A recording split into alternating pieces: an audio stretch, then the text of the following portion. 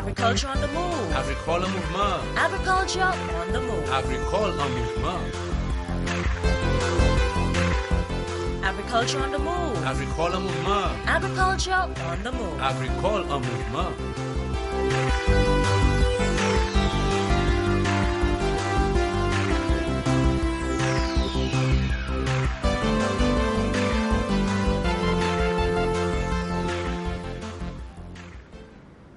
A good day, viewers, and welcome to another program, Agriculture on the Move. My name is Phillip Sydney, your host. With me in studio is Mr. Barry Innocent, who is the Deputy Director of Agricultural Services attached to the Ministry of Agriculture. Welcome to the program, Barry. Thank you, sir. Thank you. Barry, you have been here before and you have been discussing the coconut industry. I don't think we need to go back and give the people or the viewers the history of the coconut industry. I think they are well aware of what has happened. But let's look at the way forward. There's a new initiative in the coconut industry now. Can you give us an idea of what is that initiative and where is it at now? Okay.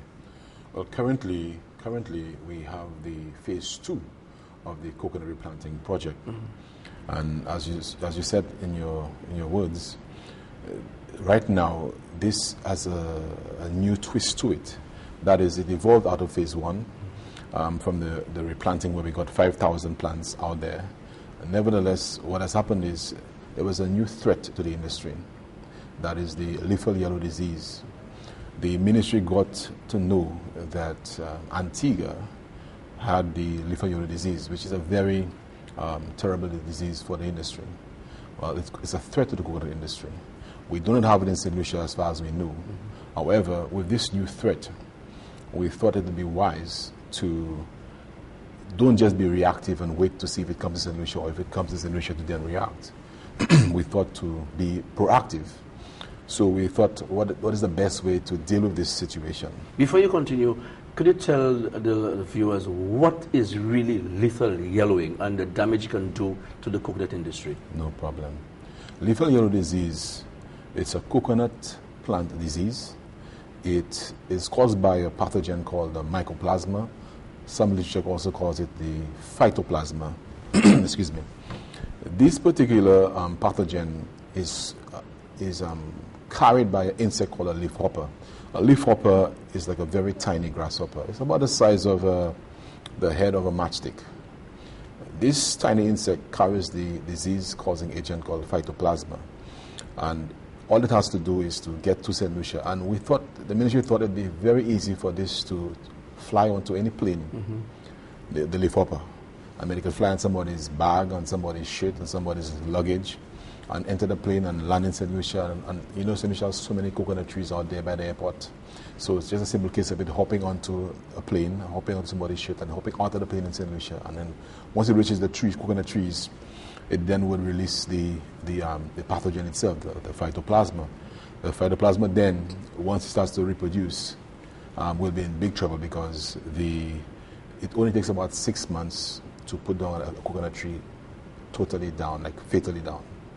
And now, the very strange thing about this disease is, they call it lethal because its impact is deadly. Mm-hmm. This disease will not attack the coconut plant until it starts to fruit and flower.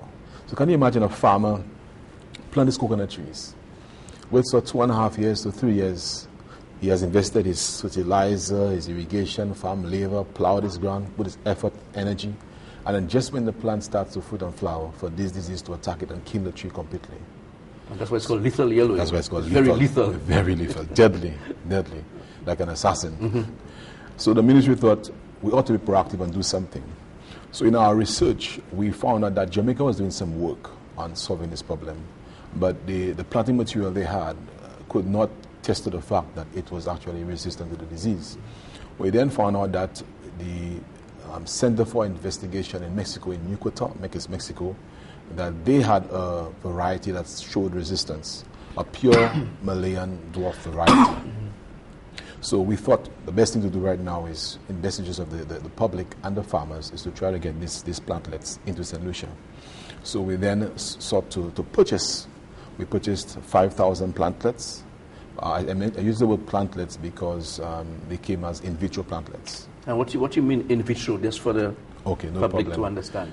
So upon purchasing these plantlets, we used in vitro. In vitro meaning that they were done in a laboratory, not GMO. Not GMO. They were the zygotic material from the embryo in the seed. In simple layman terms, in the seed, in the central heart of the seed, some material was removed. Now you see them in the coconut plant, coconut fruit. This material was removed from it. It is taken, put in a test tube, and allowed to grow through a process of in vitro or tissue culturing, where one cell divides in two cells divides in four cells divide into 8, and so the plant grows, almost like a baby in a mother's womb. And so we went through that means because, as you know, Mexico also has some diseases that we don't want to get into St. Lucia. Okay. So we have to use in vitro culturing to ensure that the plants coming in would come in totally sterile of any form of pest or disease. So that's when we use in vitro plantlets. And the variety is maintained. In other words, it is true to type. True to type. So we use the pure Malayan yellow dwarf from Mexico that we brought in. And they were doing quite well. As you asked, what is the status? They're doing quite well right now. We got an additional 2,000 that the suppliers in Mexico gave us, bearing in mind that in the acclimatization process, there's a certain percentage that tend to die along the way. So we got an additional 2,000. And so far, we've got a few deaths, but they're doing quite well. So they are at Union now, Yes. the propagation station. They are in a particular environment. That's right. Right, That's where right. they are potted and they're growing. Right. How long are they going to be in that environment before they are distributed to the farmers? Okay. When they arrived in the boxes, each box had some plastic containers. Each plastic container had about 5 to 8 plants in it. They had to be washed, and they had to be. I'll answer your question. I'm just giving the process so the public understands.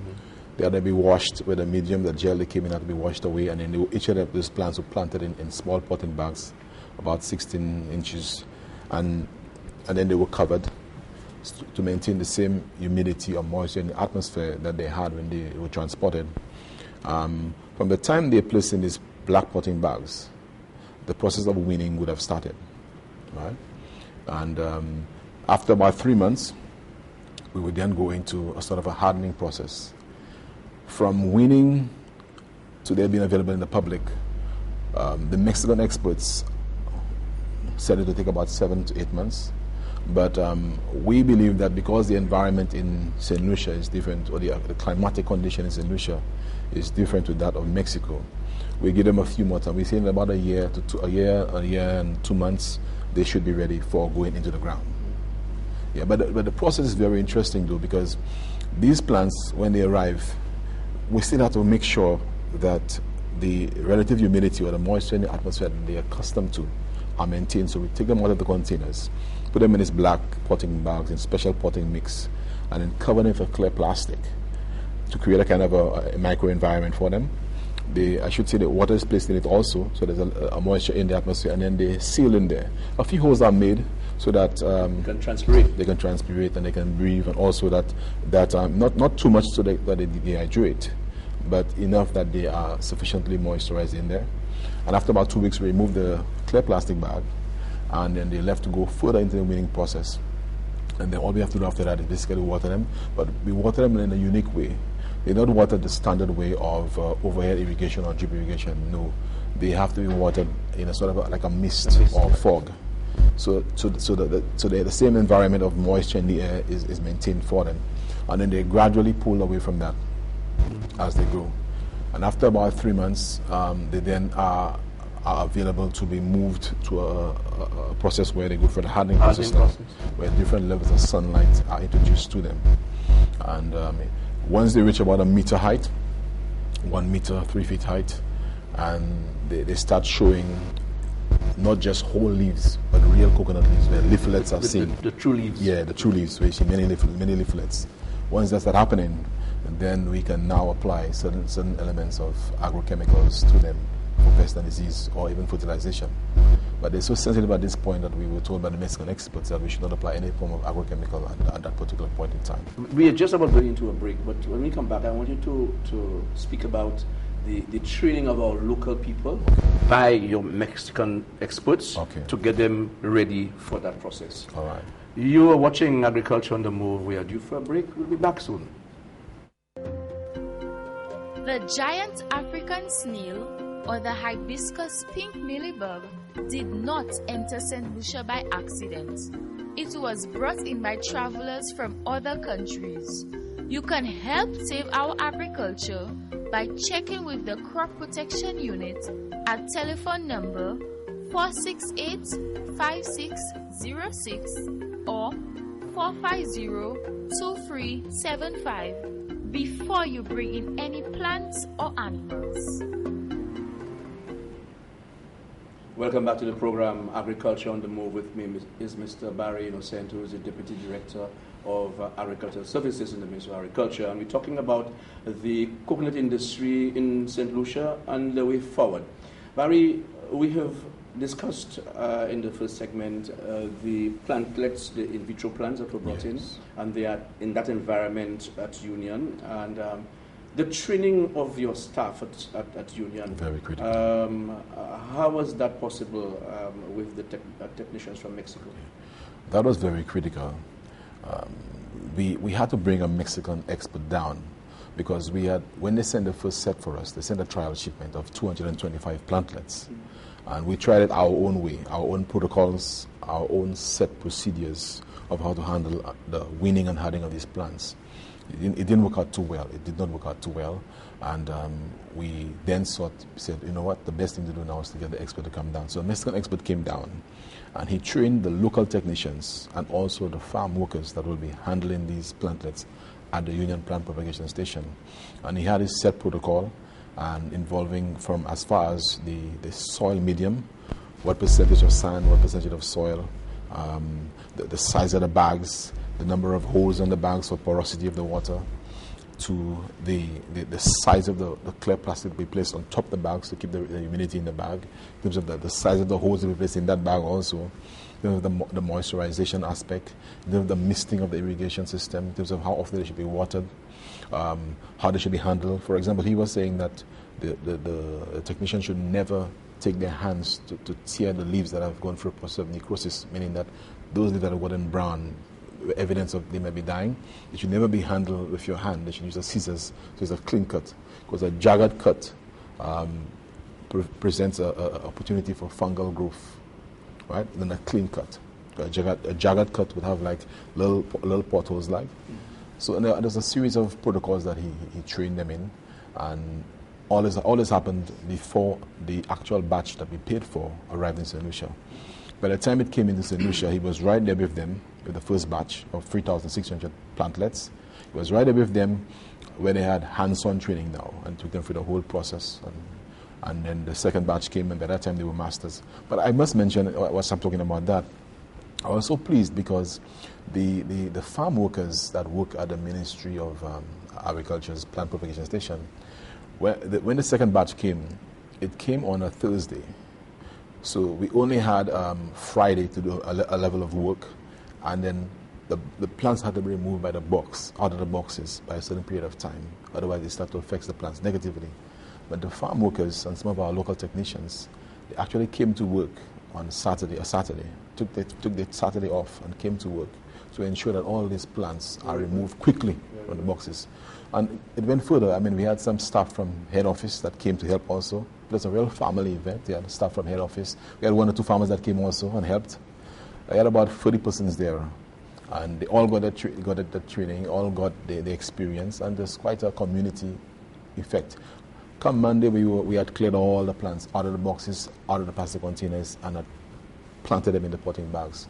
I was well pleased with that. Okay. We had technicians like Ernesto Augustine and Mana Sherry was quite involved that particular Saturday. And also Mrs. George has played she played a very good role in bringing the plants into the country. And also Mr. Henry George also in terms of the phytosanitary aspects of that. So all hands were on deck? All hands were on deck. Very good, very good. Okay, so how many plants you can safely see that are in that process now at Union? Right now we have about close to 6,000 plants.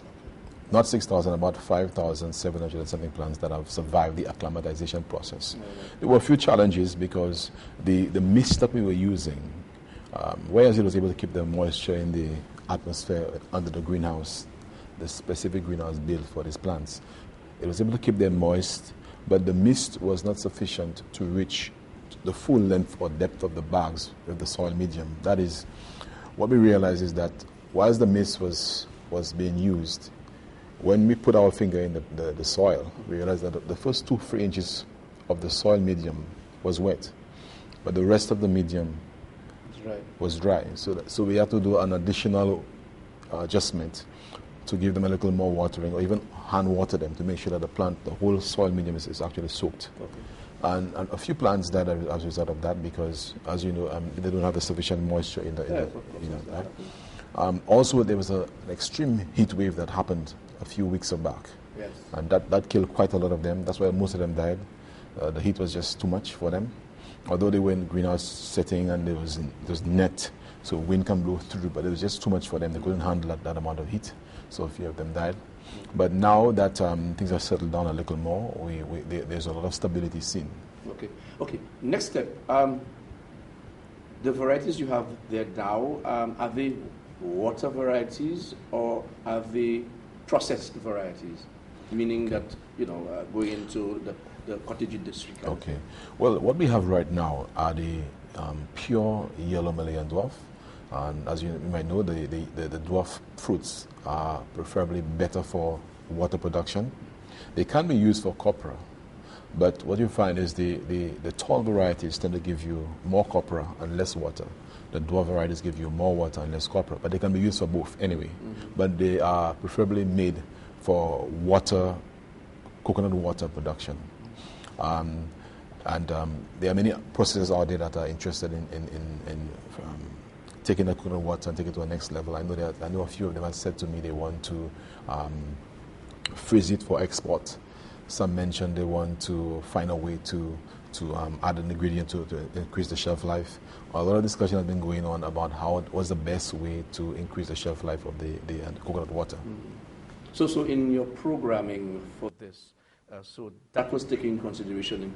The coconut water industry was taken into consideration. We had to, because as you might know, the fresh coconut water market is steadily rising. Yes. There's a rapid popularity in it.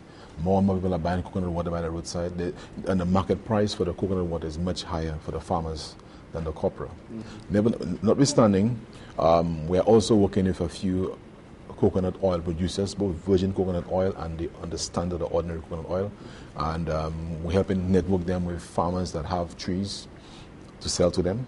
So we're trying to have balance in it. Okay. But the project also has interest in the next batch, when we do it, is to look at some more for the Pacific tall, which is high in the sperm capacity or in terms of the copper capacity. Yes. Let's go back a bit to the first phase, because how many acres was established in the first phase? In the first phase, we established about 60 to 70 acres. Okay, and where are they now? Well, I said 67 acres because out of the 5,000 plants that was distributed to the farming and public, out of these, we had a slight issue in that whereas most of them survived, but a few died because of the same dry spell and the dry spell. So persons that did not have irrigation systems, persons that couldn't water those plants, the plants ended up dying. That's why in this phase, we are insisting that when the distribution process starts, we want to encourage farmers to make sure they have a form of irrigation system, because you don't want to invest in these plants and have them die for the sake of dry season. So I've been speaking to a lot of farmers that have expressed interest, and I've told them that out front that it is required that they should have some form of irrigation. They don't want to invest their money into a plant and then because of the dry season that the plants die. Yeah. The coconut industry now, based on what used to be, looking at the Soufre factory, I know there is some things happening there. As we go into the break, when we come back, I want you to tell the public what's happening to the factory in Soufrière, what's happening to farmers who are still doing the little copra and the processing, and when we come back. We are due for another break. Back soon. Do we need a biosafety framework in St. Lucia? Definitely, it is well deserved. Yes, very, very seriously. We need that and we need it urgently. The National Biosafety Framework has 4 systems aimed at educating the public on GMOs and LMOs and ensuring that these products are handled and transported in a manner that is safe to the environment and human health. One of these pillars is public awareness and partnership. So how can you get involved? Get informed on GMOs and LMOs. Stay informed on new policies and guidelines for the importation of GM foods and products. But most importantly, give us your feedback, because your voice counts in safeguarding St. Lucia's rich biodiversity. Join the Ministries of Agriculture and Sustainable Development in implementing the National Biosafety Framework, designed to protect your health and livelihood.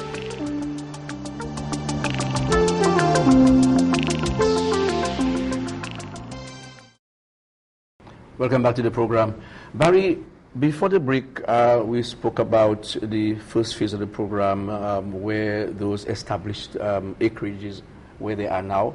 But I for the way forward, I just want to go back a bit to find out exactly where those farmers who are still producing copra, they're still cottage industry in the rural areas. I know there are some, like the Maggies and persons who are actually mags, what they call them, who are producing the coconut oil. There are some persons who are producing virgin coconut oil. I know that the factory in Soufrière was revitalized in some way or other. There is a gentleman I know who. What's happening down in Soufrière? Well, let me first say that what has happened in the thrust to look into not just the copra or the coconut oil processing aspect of the coconut industry, a coconut platform was formed. A coconut platform meaning a set body of persons, various stakeholders from different aspects of this, different access in the value chain on coconuts. We had on the coconut platform, we have the actual processors, like you mentioned, virgin coconut oil processors. We have the standard or ordinary coconut oil processors on board also. We have the raw coconut production farmers on board or producers on board. We also have the coconut water producers on board. And we have the market chain involved, the markets, some of the supermarkets will be involved. So there a stakeholder group of every stakeholder involved in the value chain or in the coconuts from production into processing into selling. And that platform has the purpose or objective of looking at what you mentioned and making things happen, and the ministry then facilitate. And in the discussions I've heard from them is that one, that the virgin coconut oil producers and the ordinary coconut oil producers, them being on board, there will be a sort of a networking done. There's a networking going on right now.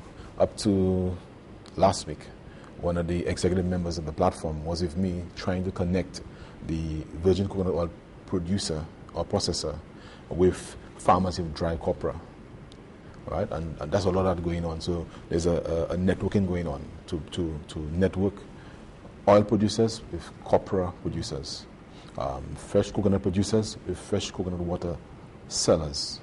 So all that's going on right now. But even the gentleman in the Soufrière factory that we heard about, all like himself, are supposed to be coming on board. We are welcoming him to come on board, and everybody come on that platform and let that platform serve as the steering committee sort of to lead the way. Because once you have a farmer group in place, it makes opportunity for funding easier. It makes organization easier. The farmers then can do things like bulk purchasing, where they can get discounts on bulk purchasing. And we're hoping that this platform will serve to facilitate both the virgin oil producers or processors and the coconut oil processors. Now, I know also that there was a inventory done there was a few engineers that came down and looked at the factory and looked at what is the requirements of the factory and where it is and what needed to be done. A report was submitted on that. And the recommendations that came out on that was that at present, there are some machinery in there that's okay. Yes, archaic, yeah. There are some that are good and some that are bad. But the engineers were saying that in light of the current production of copra in St. Lucia, that factory is much too big for what's available.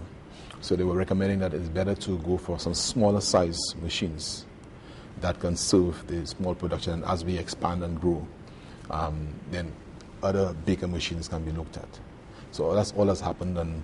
But I'm still impressing or emphasizing on the coconut platform because we see that as a very important initiative in the coconut industry.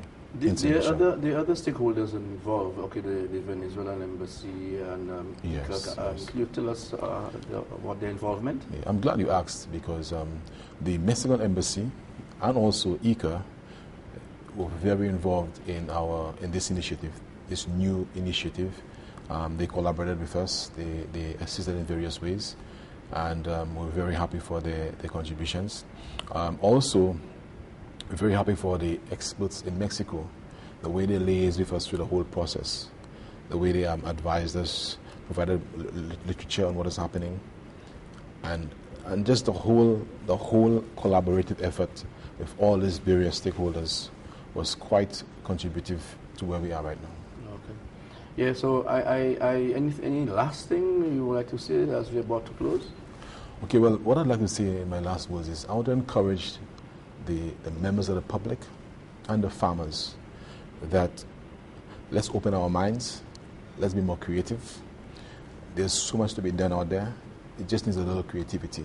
You don't have to wait for the Ministry of Agriculture to push them or to make a way for them. But there's so much things to be done. From the mangoes wasting during the mango season to the golden apple wasting in the golden apple season, all the fruits you see on the wayside, there's business opportunities, business opportunities. And don't look for government to do everything. Yeah, the young people coming out of secondary school and don't have jobs, they can go into processing of these fruits. That's right. Our food import bill is quite high when it comes to cereals. They can take all these fruits and dry them and make granola. Mm-hmm. That can also be a substitute for cereals. There's so much out there to be done. So I just want to encourage business persons with business acumen to go for it. Okay, great. Well, Barry, I want to thank you for being here. I thank you because at least you were able to enlighten the public as to what's happening in the coconut industry as far as the Ministry of Agriculture is concerned. Thank you very much again. Thank you for having me. You've been watching Agriculture on the Move. I would like to thank you, the viewers, for watching the program. I hope you have gotten some good information as far as the coconut industry in which is concerned and the way forward. Keep on viewing this program on your television on a regular basis. I'd like to thank the NTN team for taking us through the program. And I would like to wish you to eat fresh, St. Lucia's best. I am Phillip Sydney. Goodbye.